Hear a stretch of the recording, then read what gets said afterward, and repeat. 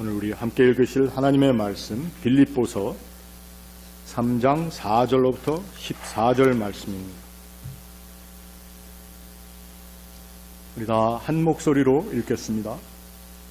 그러나 나도 육체를 신뢰할 만하며 만일 누구든지 다른 이가 육체를 신뢰할 것이 있는 줄로 생각하면 나는 더욱 그러하리니 나는 8일 만에 할례를 받고 이스라엘 족속이요 베냐민 지파요 히브리인 중에 히브리인이요 율법으로는 바리새인이요 열심으로는 교회를 박해하고 율법의 의로는 흠이 없는 자라.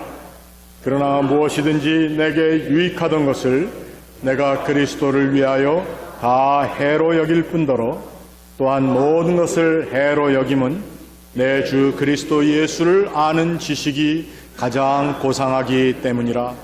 내가 그를 위하여 모든 것을 잃어버리고 배설물로 여김은 그리스도를 얻고 그 안에서 발견되려 함이니 내가 가진 의는 율법에서 난 것이 아니요 오직 그리스도를 믿음으로 말미암은 것이니 곧 믿음으로 하나님께로부터 난 의이라. 내가 그리스도와 그 부활의 권능과 그 고난의 참여함을 알고자 하여 그의 죽으심을 본받아 어떻게 해서든지 죽은 자 가운데서 부활에 이르려 하노니 내가 이미 얻었다 함도 아니요 온전히 이루었다 함도 아니라 오직 내가 그리스도 예수께 잡힌 바 된 그것을 잡으려고 달려가노라. 형제들아, 나는 아직 내가 잡은 줄로 여기지 아니하고 오직 한 일 즉 뒤에 있는 것은 잊어버리고 앞에 있는 것을 잡으려고 표대를 향하여 그리스도 예수 안에서 하나님이 위에서 부르신 부름의 상을 위하여 달려가노라. 아멘. 같이 기도하겠습니다. 하나님의 은혜와 사랑을 감사합니다. 주님의 존귀한 이름을 부르며 찬양하는 우리의 마음 가운데 또 주의 음성을 들려주시고 또 그 존귀하신 말씀을 우리의 마음판에 새기어서 주의 기뻐하심을 덧입는 또 담대하게 이 세상 가운데 하나님의 자녀로 살 수 있는 우리 삶의 모습이 회복되는 시간 되게 하옵소서. 예수님의 이름으로 기도합니다. 아멘. 우리가 사도행전 16장에 보면은 바울과 실라가 빌립보 성에 도달하게 됩니다. 마게도니아 지역의 첫 번째 성읍이라 이렇게 되어 있고 로마의 식민지라고 되어 있습니다. 사실 그 지역에 있는 사람들이 로마의 식민지이지만 또 마게도니아라고 하는 그 지역의 가장 우수한 도성인 이 빌립보라고 하는 곳에 사도 바울이 교회를 개척하게 되었는데 그 교회 개척에 아주 중요한 이벤트가 세 가지가 있습니다. 하나는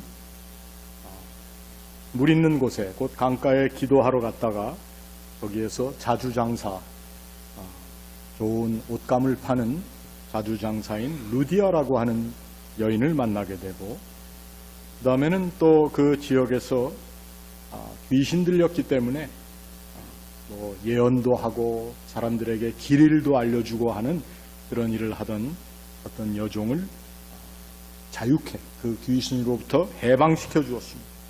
그랬더니 그 귀신 들려서 예언을 하는 그 여인을 통해서 많은 돈을 벌던 사람들이 있었다. 얼마나 그 일이 잘 되었으면 성경에 그 주인들이다 복수로 되어 있습니다. 여러 사람에게 이렇게 어떻게 보면은 어뷰즈를 당하던 한 여인을 또 해방시켜 주었습니다. 그 일로 인해서 바울과 실라는 감옥에 갇히게 되었고 감옥에 갇히었던 이들에게 하나님을 찬양하는 가운데 그의 착고가 풀리우고 감옥문이 열리는 그리고 그 감옥 틀 전체가 흔들림을 통해서 죄수들이 혹시 달아날까 봐 간수장이 스스로 자결하려고까지 하는 사건이 있었는데 오히려 그 사건을 통해서 그 간수장은 바울과 실라에게 내가 어떻게 해서야 이 험한 나의 상황을 모면할 수 있을까? 내 상관들에게 어떻게 욕을 당하지 않고 또 처벌을 받지 않을까? 그러한 의미에서 내가 어떻게 하여야 구원을 얻겠느냐 물어봤는데 그 구원의 개념을 사도 바울이 다르게 풀어서 설명을 해 주었더니 예수 그리스도를 통한 구원의 확신을 가지고 그 간수장과 또 그 모든 직솔들이 다 함께 세례를 받고 구원에 이르렀다. 이 놀라운 사건 이 세 가지를 통해서, 그리고 요긴한 사건 루디아와의 만남, 이러한 것들을 통해서 교회가 세워졌을 뿐만 아니라 이 빌립보 교회는 바울이 가장 친근함을 가지고 대하던 그러한 교회 중에 하나입니다. 이 빌립보 교인들은 바울이 옥에 갇혔을 때에 옥바라지를 해주었던 그러한 교회이기도 합니다.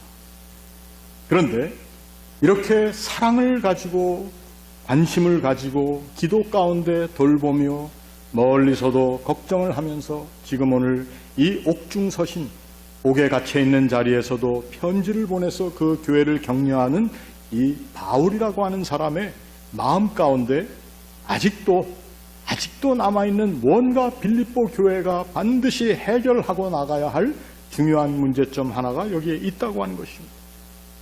바로 그것은 이 사람들이 가지고 있었던 그 많은 교회로서의 훌륭함, 건강함, 또 교회 구성원들의 우수함, 그리고 주를 사랑하며 주의 종을 사랑하는 그 모든 것들 가운데 혹이라도 결여되어 있는 것이 무엇이 있는가, 이거를 바울이 오늘 물어보고 있다는 것입니다.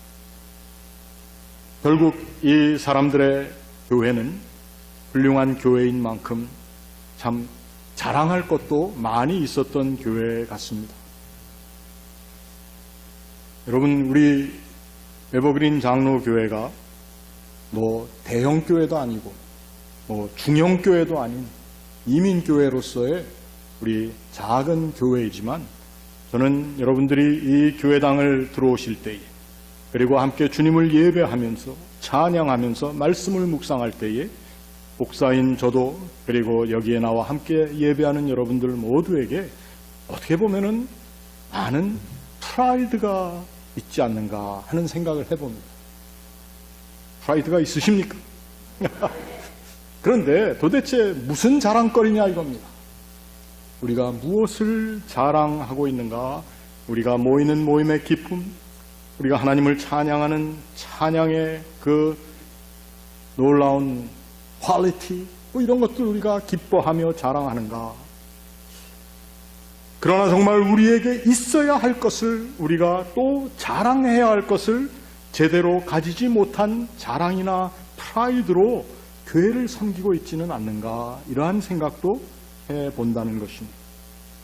오늘 바울은 자기가 육체를 신뢰할 만한 사람이다, 우리말로 고치면 아주 잘난 사람이었다라고 하는 것입니다. 그런데 이 육체를 신뢰한다라고 하는 육체를 이 바울은 사르크스라고 하는 살덩어리라고 하는 표현을 썼습니다. 그 살덩어리, 잠깐 놔두면은 피가 굳어지고 썩을 수밖에 없는 그러한 육체의 자랑이 있는데, 그것을 어떠한 사람들이 신뢰하느냐? 그 당시 로마 세계에서 많은 사람들이 얘기하던 문벌과 학벌과 또 자산의 증식과, 그리고 자녀들의 잘 되어나가는 것, 그리고 특별히 로마 시대에서는 군사력을 가지고 자신들의 자랑거리를, 심지어는 개인들도 자기의 사설병을 얼마나 가지고 있느냐.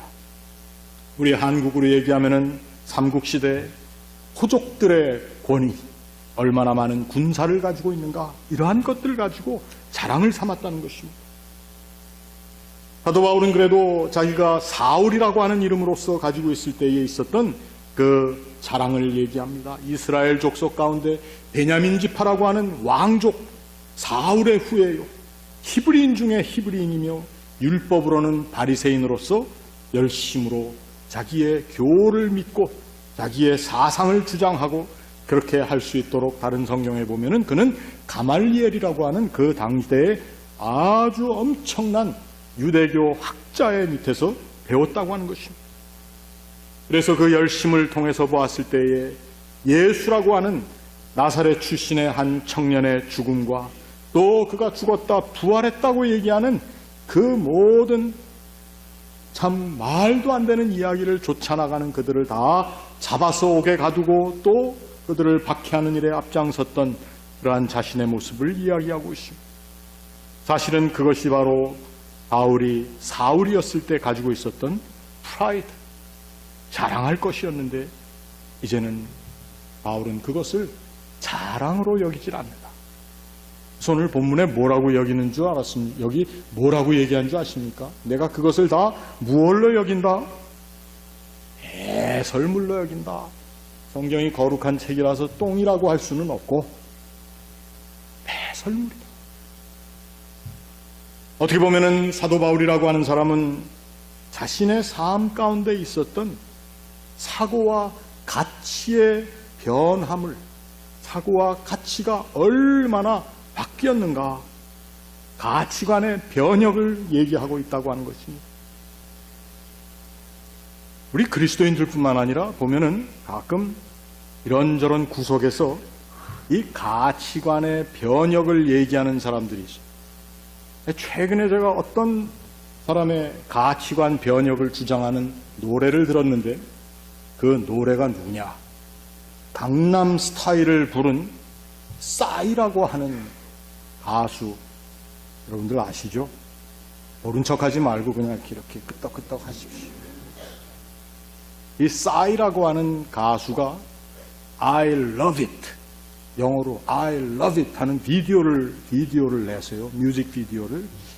거기에 그 가사를 보니까 자기를 얘기하면서 자기는 기술보다는 예술을, 그리고 실력보다는 매력을, 그리고 품격보다는 파격을, 그리고 사치보다는 가치를. 제가 이 가사를 잘 들어봤습니다. 아니, 일개 팝스타도 자기 사고와 가치의 변혁에 대해서 사람들한테 얘기할 수 있는데 우리 믿는 사람들이 우리 가치관, 내가 그렇게 주장하고 내가 사랑하고 또 내가 내 것이라고 아끼며 내놓을 만한 것이라고 했던 그 모든 것이 정말 그리스도 안에서 내가 주님을 섬기는 사람으로서, 주의 백성으로서 주의 복음 앞에 내 삶의 가치관이 바뀌어 있는가? 아니면 그냥 사는 대로 생각 없이 사는가? 어떤 사람이 그런 욕을 하더라고요. 그 무거운, 그대로 얘기할 수는 없고 그 무거운 머리를 어깨 위에 왜 올려놓고 사냐? 생각 안 하고 산다는 얘기죠. 우리 예수 믿는 사람들도 그 가치관의 변혁의 모습이 나에게 있는가에 대한 생각을 좀 하면서 살아야 된다는 것입니다. 사도 바울은 오늘 이렇게 얘기를 합니다.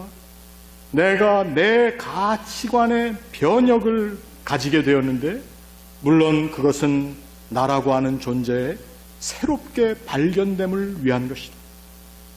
내가 가진 의라고 하는 것이 옛날에는 율법에서 난 것이었고 이것저것 지키고 또 지킨 것을 통해서 내가 지켰다라고 하는 어떠한 certificate, 어떠한 표를 얻었고 또 그것으로부터 인정을 받는 것이 나의 노력이었다라면은 아니다. 이제는 믿음으로부터 하나님께로부터 난 의로서 이제는 내 삶의 주체가 내가 아닌 하나님이 내 삶의 주체가 되었다라고 하는 것이, 이것을 생각한다는 것이.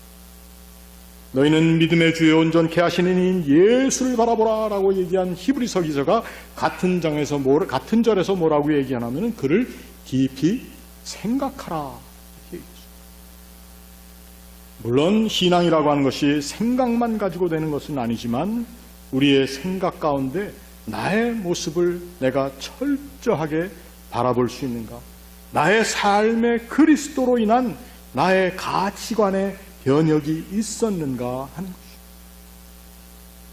오늘 우리는 이 세상의 모든 물결과 또 이 세상의 풍조 가운데 어쩔 수 없이 밀리면서 그 가운데 섞여 살고 있는 그러한 존재입니다. 하나님의 자녀이지만 우리들이 하나님의 자녀로서의 삶과 함께 이 세상에 있는 모든 어두움의 자녀들과의 삶의 자리에 발을 디디고 서는, 그리고 사는 존재라고 하는 것입니다. 그런데 오늘 사도 바울은 그러한 그리스도인들이기 때문에 그 당시 빌립보 성이라고 하는 어떻게 보면 잘 나가는 자리, 그리고 상업적으로 융숭하던 그러한 자리, 그리고 군사적으로도 인정을 얻을 만한, 그래서 황제 이름을 따서 지어진 그 빌립보 도성에 사는 사람들이 정말 그 당시 사람들이 생각하는 가치관과 그 사람들이 생각하는 힘에만 의존해서 사는지 자신을 한번 살펴봐. 그래서 오늘 우리가 읽은 본문 3장 10절 말씀에 보니까 내가 그리스도와 그 부활의 권능과 그 고난에 참여함을 알고자 한다. 바울도 훌륭한 사람이요, 교회의 지도자요.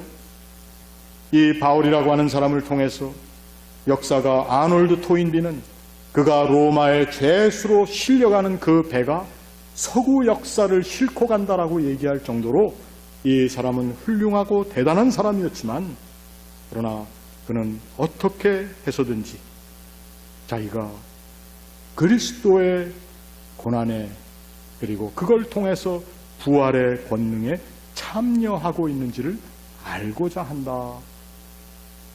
고민하는 그리스도인으로서의 모습을 여기에 얘기하고 있다는 것입니다.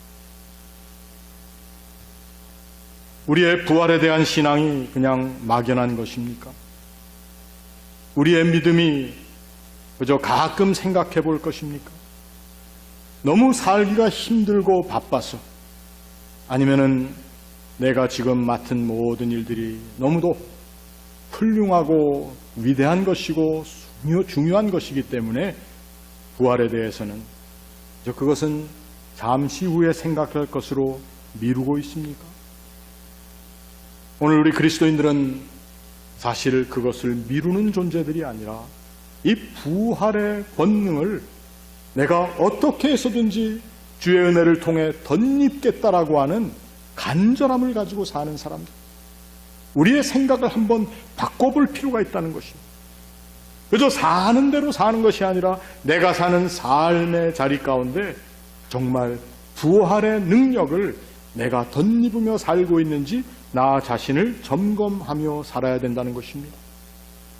그래서 그는 부활의 권능과 그 고난에 참여하고 있는지를 알고자 하여서 나도 무엇을 하겠다? 10절 마지막에 보니까 그의 죽으심을 본받겠다 이렇게 얘기를 했습니다. 그의 죽으심을 본받는다는 의미가 무엇일까? 예수께서 죽으신 죽으심이 어떠한 죽음이라고 우리는 얘기하고 있죠? 우리는 그것을 대속의 죽음이라고 얘기를 합니다. 이것은 의도적으로 자기의 자신을 죽이는 죽임입니다. 하나님께서 원하시는 자리에 가기 위해서 하나님 뜻에 절대로 순종하는 그러한 삶의 모습이 바로 예수의 죽으심이라는 것입니다. 우리의 삶이 정말 하나님의 뜻을, 내가 그 뜻에 순종하겠다라고 하는 순종의 길을 찾아 나가는 삶인지, 아니면은 그저 필요할 때만 하나님을 찾는, 그래서 우리의 신앙 자체가 하나님을 통해서 나의 문제 해결을 원하는 그러한 해결사로서의 하나님의 모습을 내가 찾고 있는지, 우리 모습을 한번 찾아봐야 된다는 것입니다. 바울 사도는 그래서 오늘 본문에 이렇게 얘기를 하고 있습니다. 어떻게 해서든지, 11절 말씀, 어떻게 해서든지 죽은 자 가운데서 부활에 이르려 한다. 사실 이 세상에서 부활의 백성으로 산다고 하는 것이 쉽지 않다는 것입니다. 부활을 가장 소중한, 그리고 내가 반드시 덧입어야 할 것이라고 생각하며 사는 그 삶의 자리가 쉽지 않은 것이 이 세상인데, 그 자리에서 나는 어떻게 해서든지, 그저 단순히 무슨 방법을 통해서라든지 이것이 아니라 나의 최선의 사고와 나의 최선의 결단과 나의 최선의 모습, 그리고 이런 것들을 통해서 이 죽은 자 가운데서 부활에 이르려 한다. 오늘 본문에는 죽은 자 이렇게 되어 있지만 이 원문을 잘 보면 죽은 자가 아니라 죽은 자들, 군진명사, 이 세상에 죽어가는 많은 것들 가운데서 나는 부활에 이르려고 하는, 부활을 향한 프로액티브한 가장 적극적인 삶을 사는 사람으로 내가 다시 태어나기를 원합니다. 물론 우리가 영원한 삶에 대해서 이야기를 하고 또 그 영원한 삶 가운데 얻어지는 부활에 관해서 얘기를 하지만, 우리가 얘기하는 이 부활신앙이라고 하는 것은 우리가 언제 어디선가 어느 때에 다시 살아나는 부활이라기보다는 하나님께서 이미 우리에게 허락하신 하나님의 거룩한 선물인데, 그 선물을 안고 있는, 그 선물을 뜯어보고 있는 나의 모습이 이 세상 가운데 발견되고 있는가 하는 것입니다. 오늘 사도 바울이 그 안에서 내가 발견되기 원한다. 그리스도를 얻어서 그리스도의 부활의 영광 가운데 나도 발견되기 원한다. 매일매일의 삶 가운데 우리가 부활의 생명력을 가진 담대한 사람으로 살기에 우리는 이 세상 사람들이 쉽게, 그리고 자기를 잠깐 가리우기 위해서 해나가는 거짓말로부터 자유할 수 있습니다. 잠시의 것을 얻기 위해서 누군가를 속이고 누군가를 짓밟아야 하는 그러한 이 세상의 부당함을 우리가 거부할 수 있는 사람들이 바로 부활의 생명력을 가진 사람. 이것은 우리가 그저 되면 되고 또 안 될 수도 있고 하는 그러한 것이 아니라 우리가 반드시 얻어야 하는 것이 바로 이 부활의 생명력이요, 그런 것들을 통해서 우리는 죽은 자들 가운데, 이 세상 가운데에서 사는 동안 부활에 이른 하나님의 백성으로 산다는 것입니다.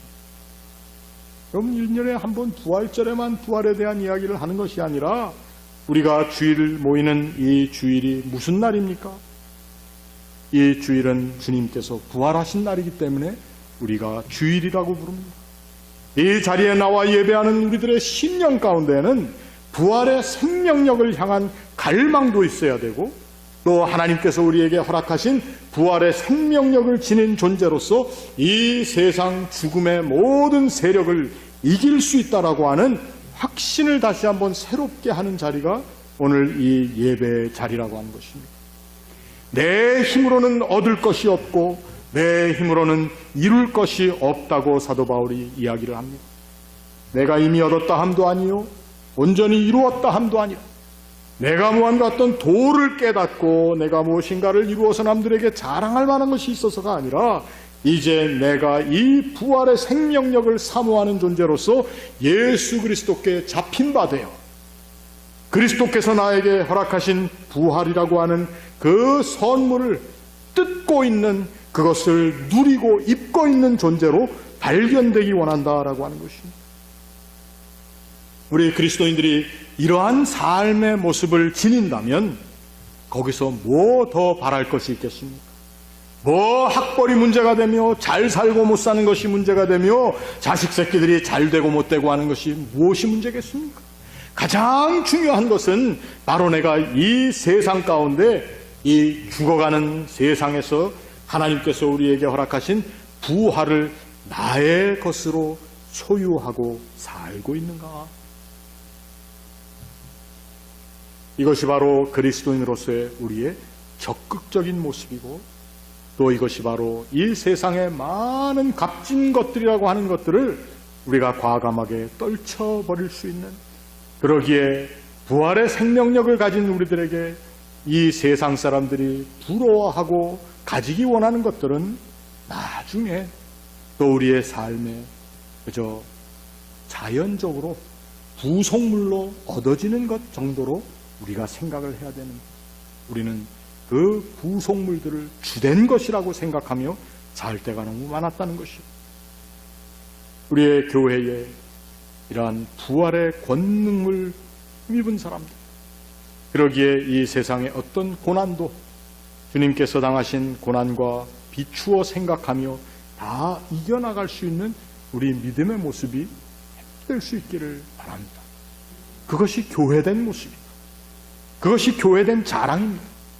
그것이 부활의 생명력을 가진 사람들의 삶의 가장 중심에 있는 것이어야 되는데, 오늘 저와 여러분은 이 말씀을 생각하면서 내 마음 가운데 이 그리스도께서 우리에게 주신 부활의 권능을 정말 얻어 살고 있는지, 그리고 그것을 누리며 살고 있는지, 이 부활의 권능 가운데 오는 우리의 삶에 있는 모든 고난들을 그저 피하기만 하고 그것을 다 뒤로 미루고 그저 편안하게만 살고자 하는 생각으로 살고 있지는 않는지, 오늘 저와 여러분 가운데 이제 이 세상의 모든 자랑 가운데 특별히 이 부활의 권능을 자랑할 수 있는 하나님의 사람으로서의 모습이 온전히 회복될 수 있기를 주님의 이름으로 축원합니다.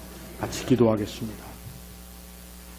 하나님, 자랑거리가 많은 이 세상의 자리자리마다 우리들도 함께 그 자랑거리를 내세우며 또 인정받기를 원하는 자리에 갔지만, 이제 이 모든 것들이 다 연약한 것이며 없어질 것이며 또 우리가 참으로 누려야 할 것이 아닌 것을 저희들이 깨닫습니다. 하나님, 무엇보다도 부활의 권능을 덧입는 하나님의 사람들로 살게 하시고, 우리의 삶에 우리가 가장 높은 가치를 두었던 것들이 어떻게 보면은 차례차례 무너지며 그 자리마다 부활의 권능이 새롭게 자리 잡는 하나님의 주신 그 큰 선물, 부활의 약속뿐만 아니라 우리의 삶의 부활의 실현이 이루어짐을 보며 사는 저희들 다 되게 하여 주옵소서. 예수님의 이름으로 기도하옵나이다. 아멘.